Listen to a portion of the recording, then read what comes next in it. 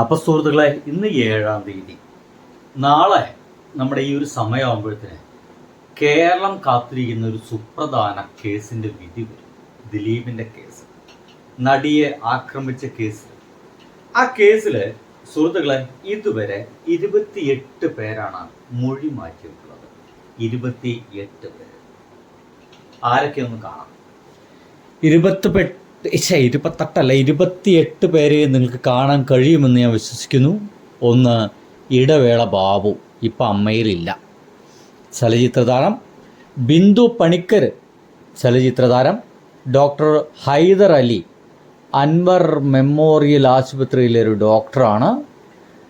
Saleem doctor Hyder അലിയുടെ സഹോദരനാണ്.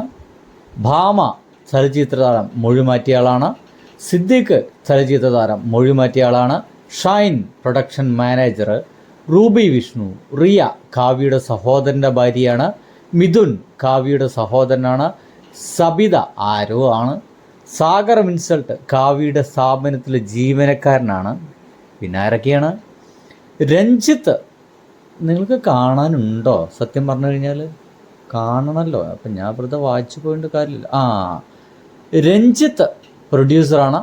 സുനീർ കാവ്യയുടെ ഡ്രൈവറാണ്. സൂരജ് ദിലീപിൻ്റെ അളിയനാണ്. ഷേർലി അജിത്ത് ഹോട്ടൽ ജീവനക്കാരിയാണ്. കാവ്യ മാധവൻ ദിലീപിൻ്റെ ഭാര്യയാണ്. ഓഹോ, ആദ്യപ്പോൾ ഇരയ്ക്കൊപ്പം ആയിരുന്നു അല്ലേ? പോട്ട്. നാദിർ ഷാ ദിലീപിൻ്റെ സുഹൃത്താണ്. സിനിമാ നടൻ അനൂപ് ദിലീപിൻ്റെ സഹോദരനാണ്. അപ്പുണ്ണി, ഉഷ, നിലീഷ ആരൊക്കെയാണാമോ? ദാസൻ ദിലീപിൻ്റെ വീട്ടിലെ സെക്യൂരിറ്റിയാണ്. ഉല്ലാസ് ബാബു തൃശ്ശൂരിൽ BJP നേതാവാണ്. ഓ പൊളി, കൊല്ലാലോ. BJP നേതാവൊക്കെ മൊഴി മാറ്റിയിട്ടുണ്ടല്ലേ കേസിൽ. അപ്പോഴൊക്കെയാണ് നമുക്ക് നമ്മുടെ മുകേഷിനോടൊക്കെ ചെറിയ ബഹുമാനം തോന്നുക. ആ ചങ്ങാതി മൊഴി മാറ്റിയിട്ടില്ല.